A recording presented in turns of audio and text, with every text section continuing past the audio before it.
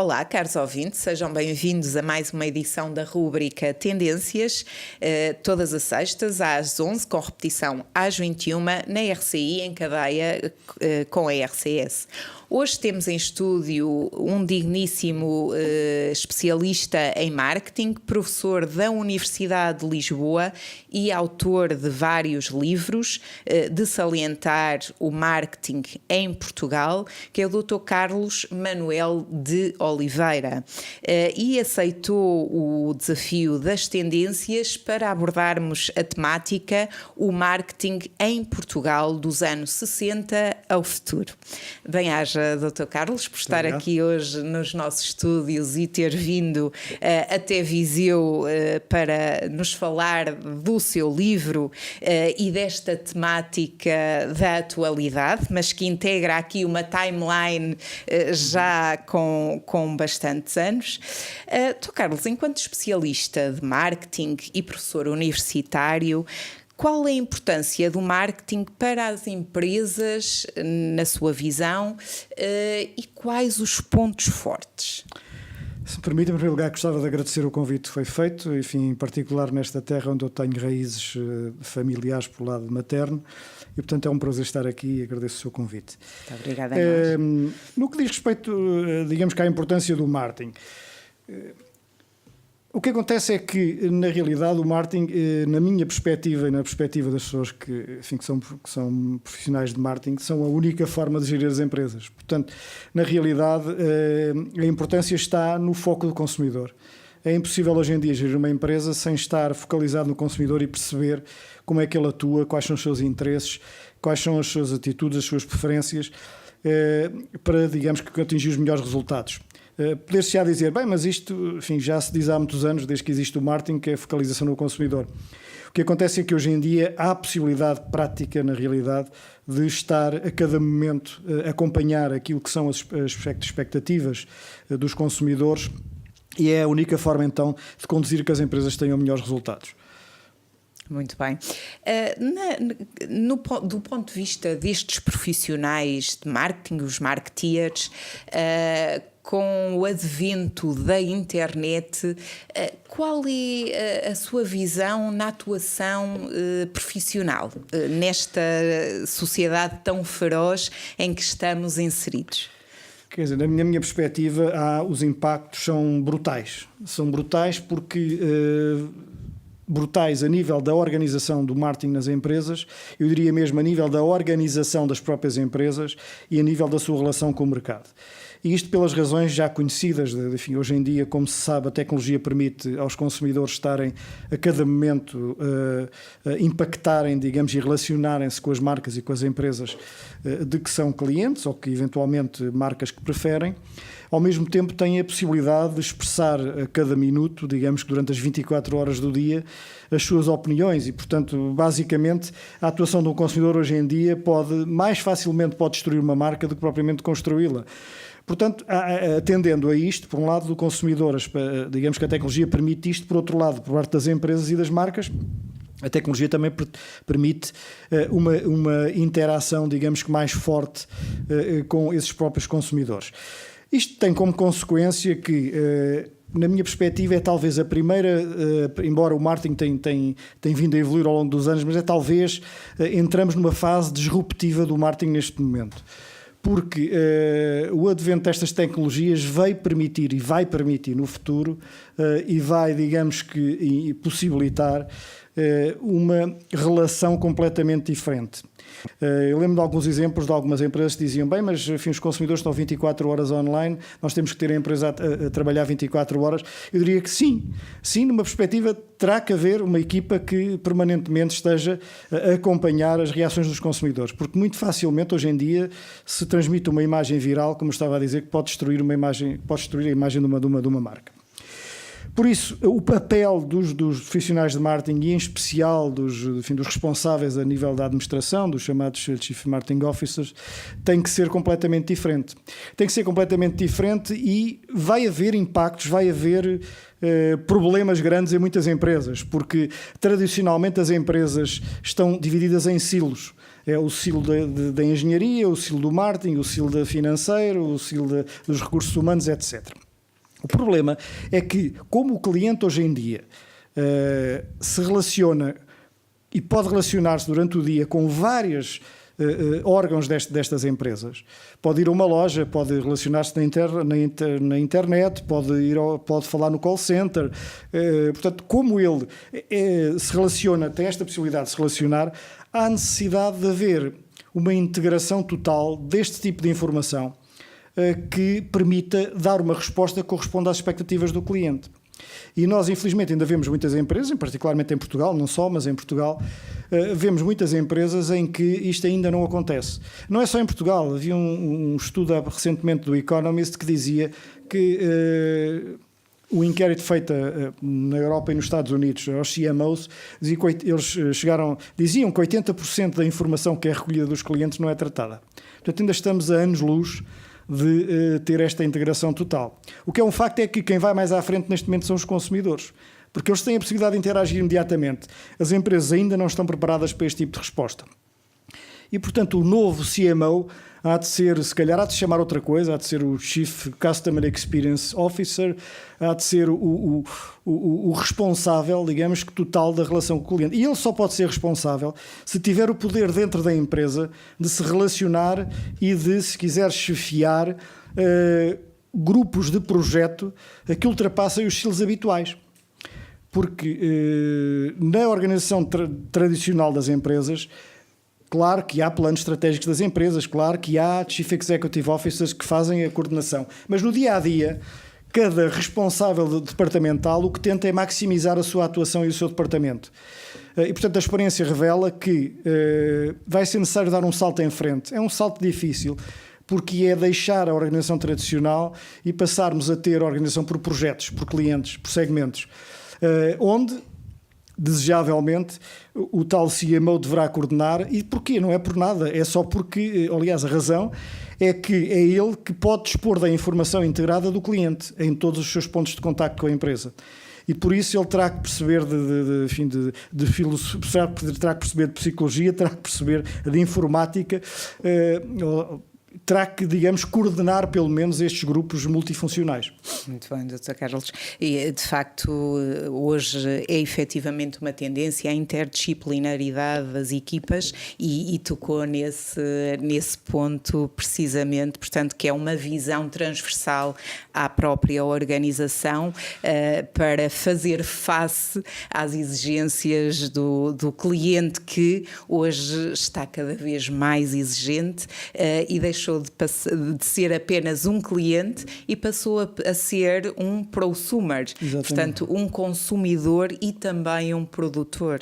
E de facto as empresas, como referiu e bem, por vezes não estão ainda preparadas para esta atuação no mercado e resposta imediata e eficiente, digamos. Do seu ponto de vista, esta carência é de alguma debilidade financeira da própria empresa? Eu não parece que seja uma questão de debilidade financeira. Parece mais que seja uma questão organizacional e uma questão de formação escolar até, porque se nós formos às escolas hoje em dia, as escolas superiores, às universidades, muitas delas ainda, ou quase a totalidade, ainda está, digamos que a praticar um ensino. Por exemplo, em licenciaturas de gestão e mestrados de gestão, ainda está a praticar o ensino muito na ótica tradicional. E nós temos, o aluno vai ter a cadeira financeira e vai ter... Não quer dizer que não haja especialidades a explorar. Agora, não conheço, em Portugal não conheço, pode ser falha minha, mas não conheço nenhuma experiência, até a nível universitário, de integração disto tudo. Porque isto é um salto difícil. É um salto difícil porque não se sabe muito bem o que é que está do lado de lá. Sabe-se conceptualmente e teoricamente como é que se deve organizar. Agora, que é o impacto disto? Quais são as responsabilidades depois que têm que ser sacadas aos diversos intervenientes? De que forma é que o Chief Marketing Officer tem o poder para, digamos, sobrepor nas suas decisões, ou, por exemplo, ao Chief Technology Officer ou outra coisa do género? Há soluções. Agora, as soluções passam por haver projetos muito bem definidos, com a definição exata das funções, com a definição exata dos objetivos e com a definição exata da forma de medir o atingimento destes objetivos. Ora bem, isto conceptualmente é fácil, digamos, de falar, na prática não é tão fácil pôr em prática. Mas não me parece que seja uma questão financeira, é uma questão de, tradicionalmente, têm-se gerido assim as empresas, e quando se dá estes saltos em frente, há sempre o receio do que é que vai acontecer, não é? Do que é que pode acontecer.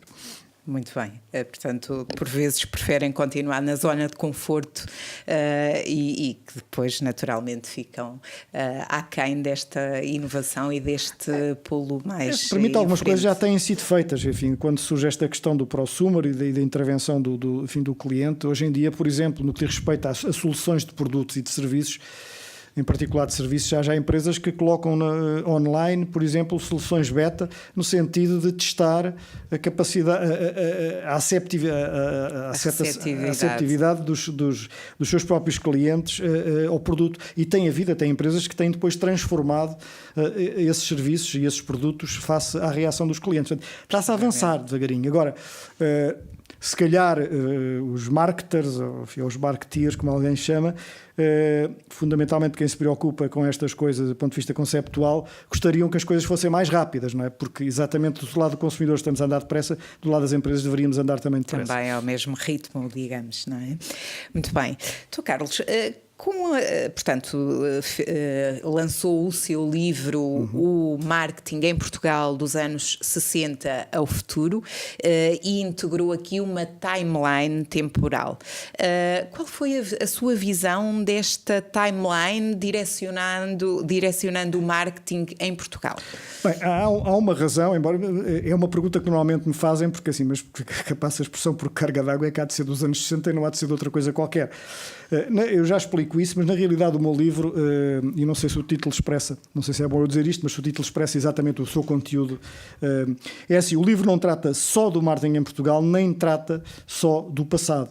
2/3 do livro falam das questões fundamentais que o marketing atravessam hoje em Portugal e não só, e também quando se fala no futuro, que aliás tenho pedi a colaboração de alguns especialistas em determinadas áreas, fala-se no futuro também que não se limita ao espaço português. Parte-se um bocado do pressuposto que o marketing em Portugal também não tem andado muito longe daquilo que é o marketing no internacional. Claro que sociedades mais concorrenciais que a nossa, nós começamos mais tarde, devido ao regime que tínhamos, mas de qualquer maneira temos acompanhado, enfim, com bastante interesse e sucesso.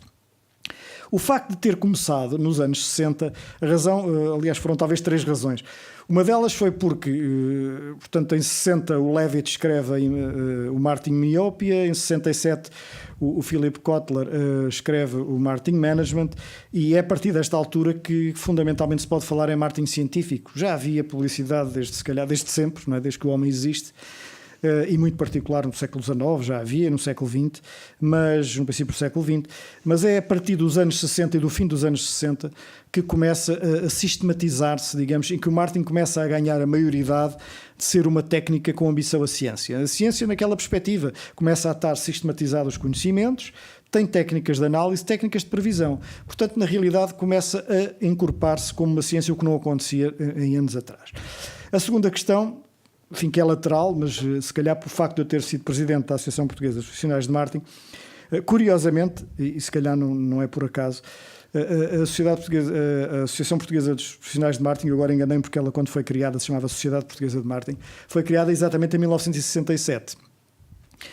E foi criada em 67 porque, na altura, havia um pouco a ideia, em Portugal até era proibido utilizar a palavra marketing em termos comerciais, e esta sociedade chamava Sociedade Portuguesa de Comercialização, curiosamente, porque entanto alguém no governo de então, disse a um senhor, enfim, que depois mais tarde foi presidente da Cruz Vermelha, o Dr. Luís Barbosa, vá lá aos Estados Unidos ver o que é isso dos hipermercados.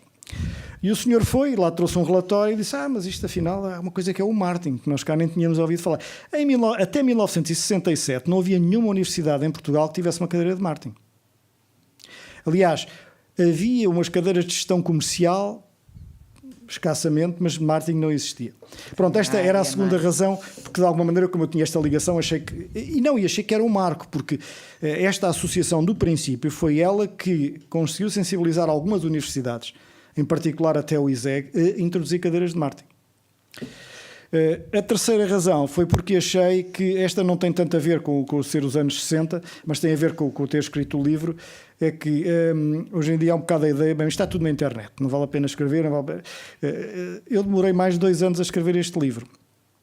A recolha de informação foi imensa. Aliás, é curioso que ele tem uma série de anexos em que se sistematiza um conjunto de factos, não é? Que aconteceram ao longo dos anos, não só em Portugal, mas em Portugal também, que sistematizam e que é interessante nós percebermos como é que correu o marketing em Portugal comparativamente com outros países. E, portanto, eu não conhecia, nem conheço nenhuma sistematização como esta que está aqui. Portanto, achei que havia aqui uma oportunidade de fazer e também traduzir aqui toda a minha experiência de ensino, enfim, de consultoria e de profissional de marketing que eu tenho tido, e ainda estou, não é? Que tenho tido nos últimos 25 anos.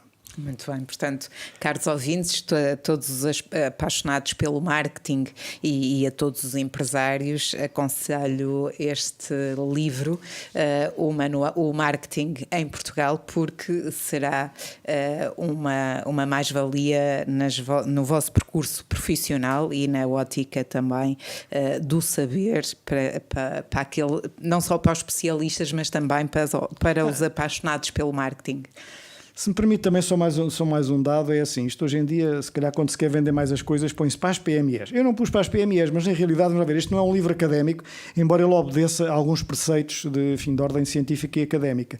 Mas ele é um livro que pode ser lido por qualquer pessoa, a maior parte dos capítulos.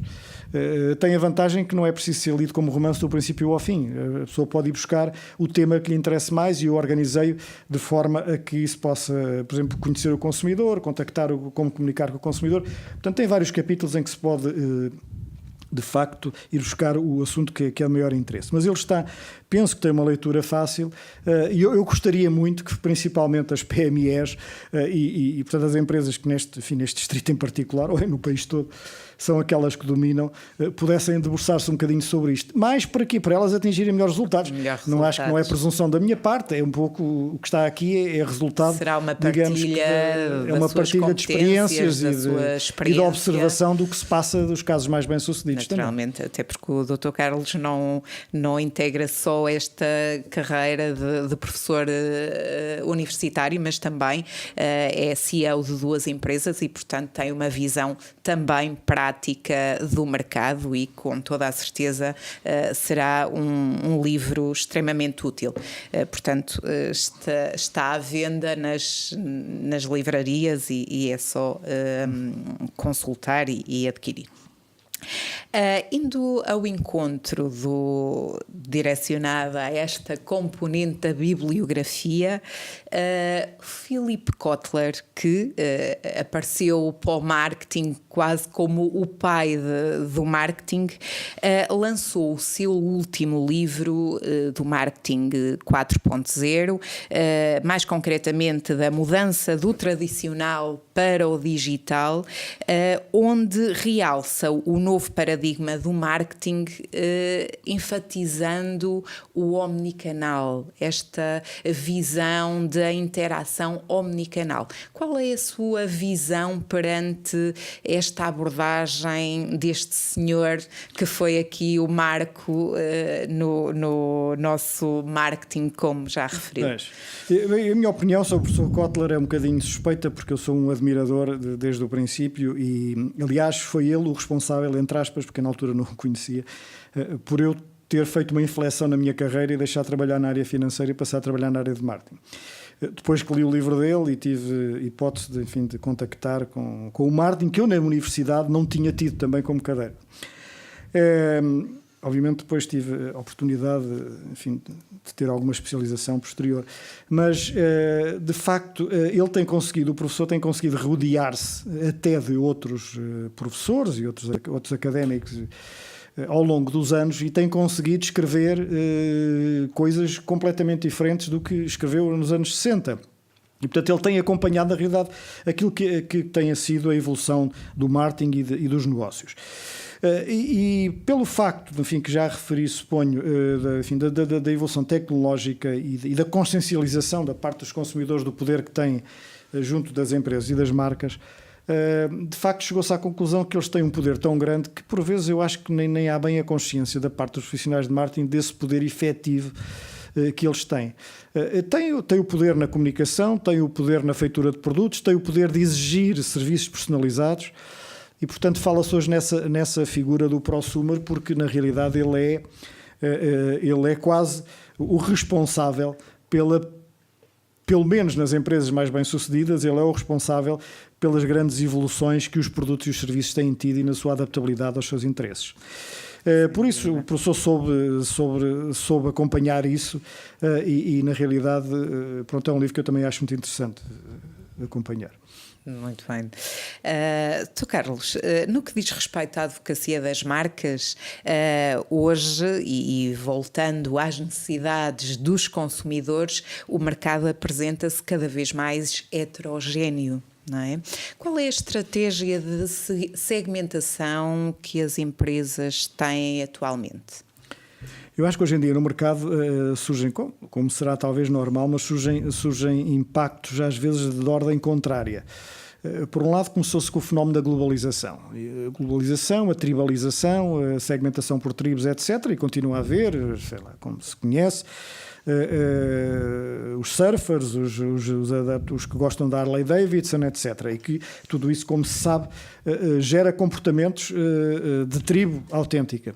Portanto, o fenómeno da globalização levaria a pensar que, só ele, quando começou, que então o futuro vai ser, os segmentos deixam de ser segmentos nacionais, passam a haver segmentos mundiais, comportamentais, tendo em vista o papel que, por exemplo, a MTV iniciou e que foi um dos grandes responsáveis por esse fenómeno.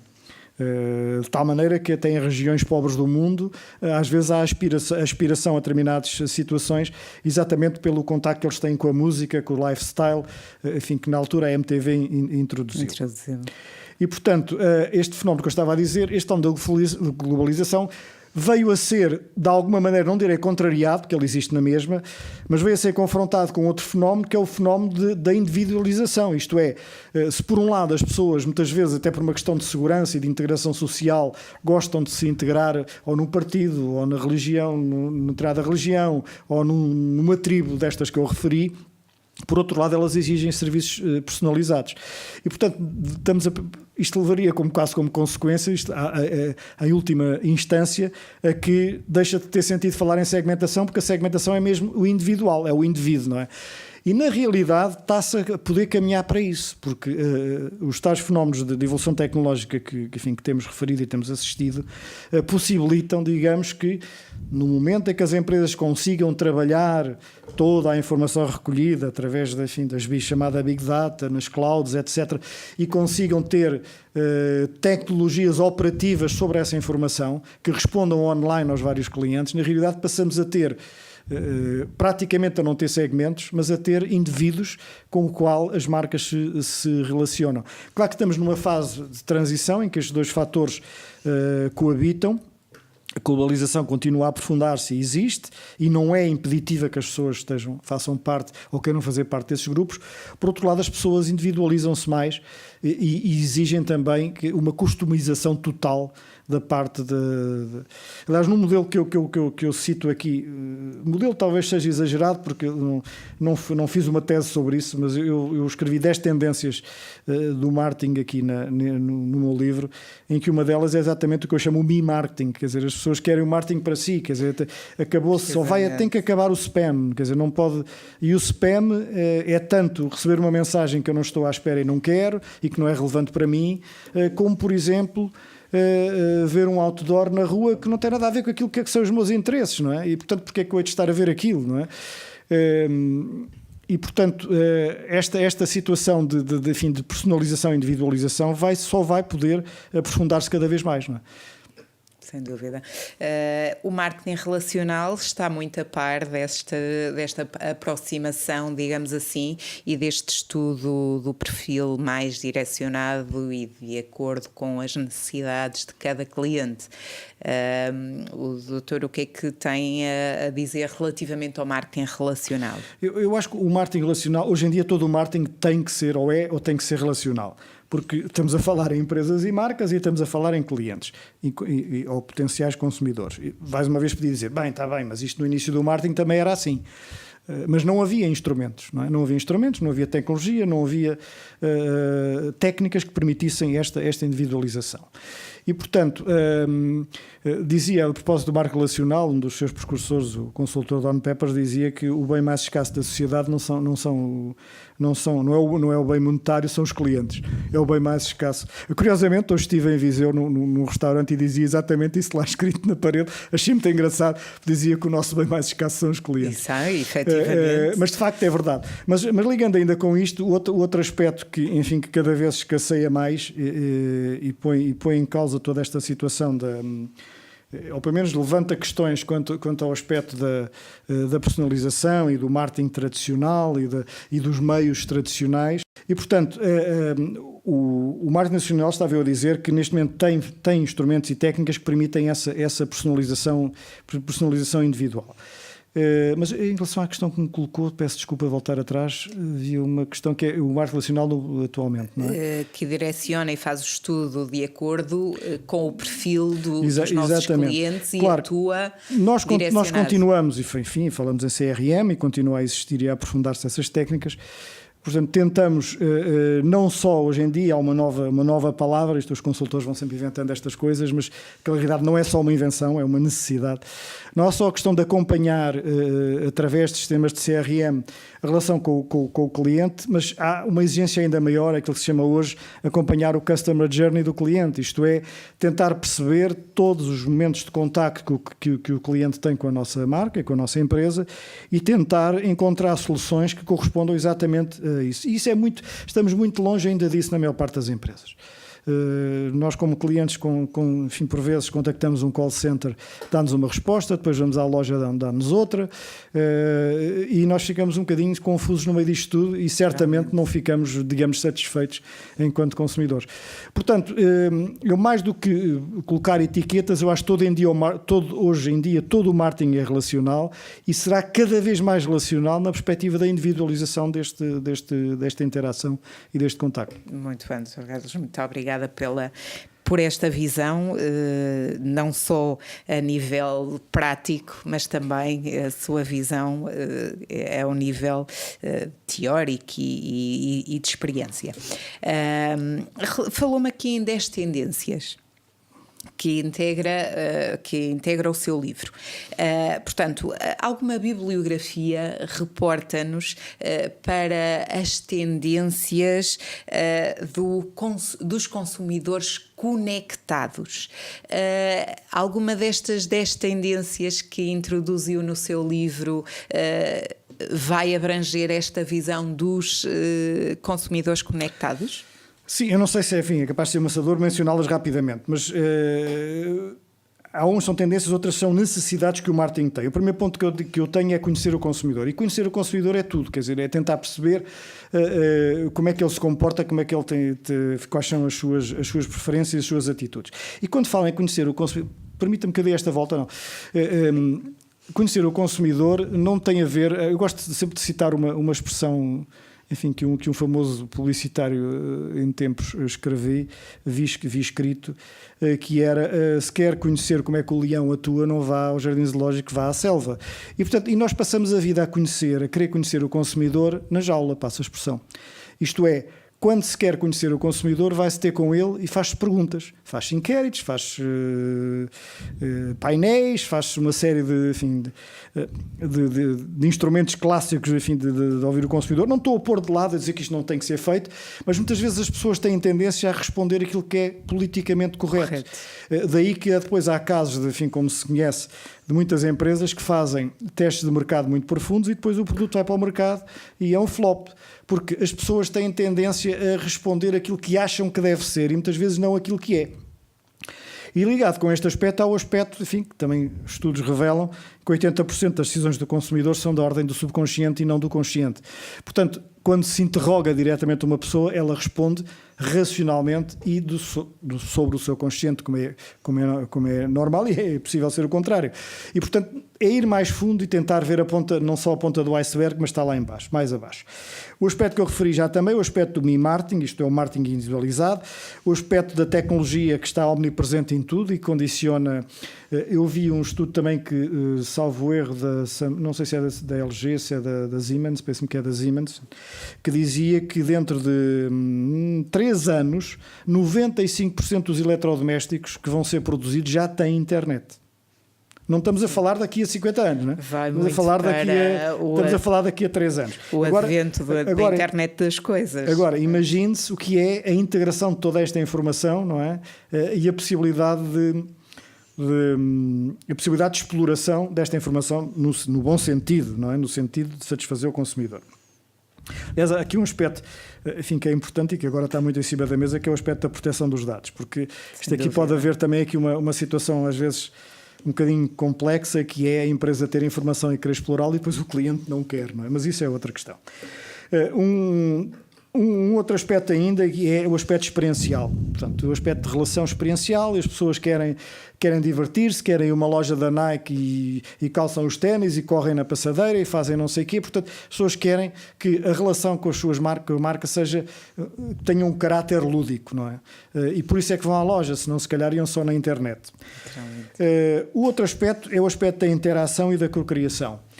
E aqui tem um pouco a ver também com isso, o aspecto da interação com o cliente e da integração de toda a informação recebida e da contribuição que os clientes têm para a cocriação dos produtos. 2 outros aspectos têm a ver com as marcas. Hoje em dia há marcas muito preocupadas com uma comunicação muito virada para o cliente. Aliás, há exemplos clássicos, eu não posso talvez estar muito tempo a dizer isto porque prolongávamos sem fim, mas que eu chamo a marca que eu amo, isto é, as pessoas querem se relacionar com marcas que elas adoram. Que se identificam, seja a Apple, seja outra marca qualquer, seja a Harley Davidson, são aqueles exemplos mais clássicos para quem gosta, mas há muitos outros exemplos que podiam ser citados. E, portanto... E há hoje em dia marcas que se preocupam com o aproximar e tentar perceber realmente o que é que as pessoas querem. Um exemplo clássico também, parece que não tem nada a ver, mas tem uma campanha nos Estados Unidos da Victoria's Secret em que apresentava os modelos, como apresentam os Angels normalmente, em que as pessoas supostamente adoravam. Chegou-se à conclusão, e se calhar porque o grau de obesidade nos Estados Unidos é muito grande, que as pessoas não se identificavam nada e até ficavam frustradas, assim, eu nunca vou ser assim. Portanto, até teve aspectos negativos. Mas depois houve várias reações de outras marcas, da Dove e de outras, que fizeram campanhas no sentido de aproximar a marca mais do cliente, que aproximar aquilo que é efetivamente o que a pessoa é. E infelizmente para as pessoas nem toda a gente é top model e portanto esse aspecto acho que é um aspecto interessante, a tendência para a aproximação daquilo que as pessoas realmente necessitam. Para o mundo real, digamos. O outro aspecto é que as próprias marcas tornam-se elas próprias mídias e às vezes substituem os mídias. A Red Bull é um caso clássico em que tem canais e ela própria transmite informação e veicula a informação. Um nono aspecto que o Kotler também no Marketing 4.0 menciona é o aspecto da ética, digamos que da responsabilidade social, porque também está provado, não sei se isto depois na prática conduz a mais vendas ou menos vendas, mas o estudo feito também pelo Economist revela que 79% das pessoas dizem que preferem marcas que sejam socialmente responsáveis, pelo menos afirmam isso. Não sei se na prática depois da compra... Transmite alguma confiança. E o último ponto que eu já aqui referi, embora não aqui sistematizadamente nesta ótica das 10 tendências, é o aspecto da reorganização da função marketing e com todos os impactos que isto tem a nível organizativo. Peço desculpa ter sido aqui um bocadinho longo, mas é um pouco para dar a ideia foi geral. Perfeito, e estas 10 tendências de facto são extremamente pertinentes e para os ouvintes que nos estão a acompanhar será uma dica extremamente útil. Sr. Carlos, e agora para finalizarmos com chave de ouro, vamos fazer aqui a analogia entre o marketing tradicional e o marketing digital. O marketing tradicional apresenta-nos variáveis, nomeadamente como o marketing mix, que ainda, ou melhor, que faz todo sentido ainda olharmos para elas e aplicarmos em termos práticos, e depois olhamos para o marketing digital, que é indissociável, como referiu ao longo da nossa rúbrica. Concorda com uma estratégia híbrida? Pois, o que eu penso sobre isso é que a própria noção de marketing mix tem evoluído ao longo dos anos. Dir-se-ia que numa lógica de planeamento estratégico de marketing, é preciso ver que isto, às vezes o marketing mix surge na consequência e não na origem. Isto é, ele surge na consequência da definição estratégica dos objetivos da empresa, da missão, etc. Mas a fórmula marketing mix tem sido muito criticada, enfim, pelo menos por alguns consultores e alguns professores nos últimos anos, porque se diz que o marketing mix está um pouco feito na ótica da produção e não na ótica do mercado. Isto é, na realidade, é escolher o melhor produto, o melhor canal, o melhor preço, mais eficiente, etc. Se calhar esquecendo um bocadinho da... Eu gostei de ver, não vi ainda produção académica sobre isto, mas vi aqui há bem pouco tempo, o mês passado, um artigo de uma empresa de consultoria bem recente inglesa, que se chama Practicology, curiosamente, em que eles dizem que acabou o tempo dos 4 P's e dos 6 P's e dos 7 P's e dos outros P's todos, e agora nós estamos na época dos 6 W's.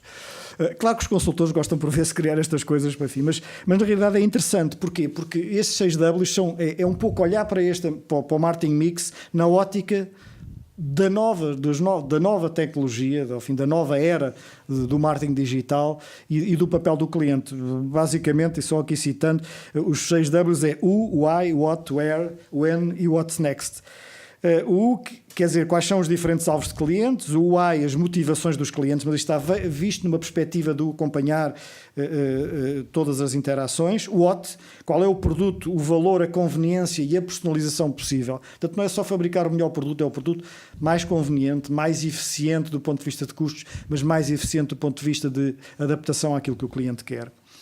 O where, isto é, todos os lugares que o cliente percorre no seu Customer Journey, que é uma preocupação que não tinha anteriormente o marketing mix tradicional.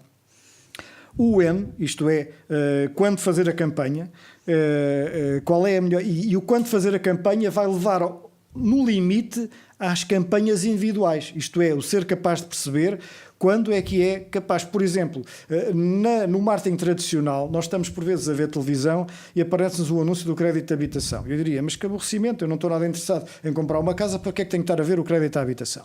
Portanto, é o tentar encontrar o momento em que em que se percebe que o cliente está mais motivado, está motivado porque tem uma necessidade que quer satisfazer no momento.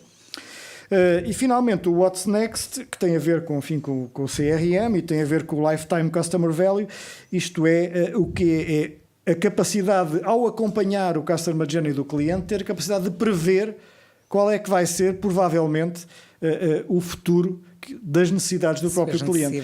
Eu achei muito interessante porque é praticamente um marketing mix posto ao contrário, tocando basicamente nos mesmos pontos, mas encarado numa perspectiva do cliente e do marketing digital. E, portanto, o que é que isto tem a ver com a questão também? É que eu acho que hoje em dia é indissociável o marketing digital do marketing tradicional. E acho que até é errado muitas vezes fazer silos entre o marketing tradicional e digital. E, portanto, tem que ser concebida uma estratégia de marketing. Só que o cliente hoje em dia de facto, está sempre online, não é? Praticamente está sempre online e, portanto, é necessário perceber que ele tem uma forma de comportamento diferente e, portanto, a estratégia de marketing tem que ser integrada, acentuado, de facto, o digital. Claro que não, enfim, isto daria agora aqui também, poderíamos falar de outras coisas que têm a ver com este aspecto, os impactos. A televisão vai deixar de ser com certeza o que era, os rádios e as televisões as rádios estão integradas, se calhar a televisão vai ser integrada com a internet, ou tem que ser, certamente. Será a tendência de futuro. Há uma tendência aos métodos tradicionais terem que adotar, digamos que as novas tecnologias, por isso é que já se calhar depois daqui a uns anos, aliás, como já hoje quase não se fala em marketing relacional, ou é tomada como dado que já existe. O marketing daqui, se calhar, a 5 anos já não se fala em marketing digital, porque todo o marketing é digital. Todo o marketing é blended, é omnicanal, todo o marketing é de facto integrado. Muito bem, muito bem.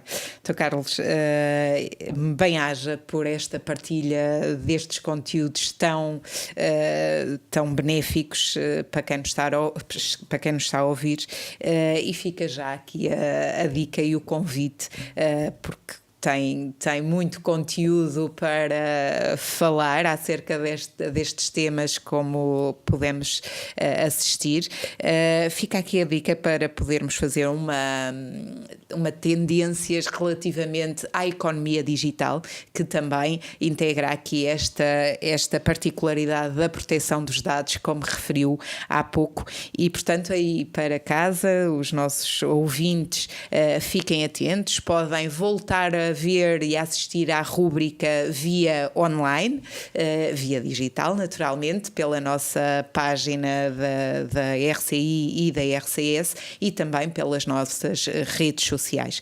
Portanto, mais uma vez, bem-aja por estarem aí desse lado, bem-aja mais uma vez, Dr. Carlos, e acompanhem sempre a rúbrica Tendências, porque fazemos sempre um tema a pensar em si.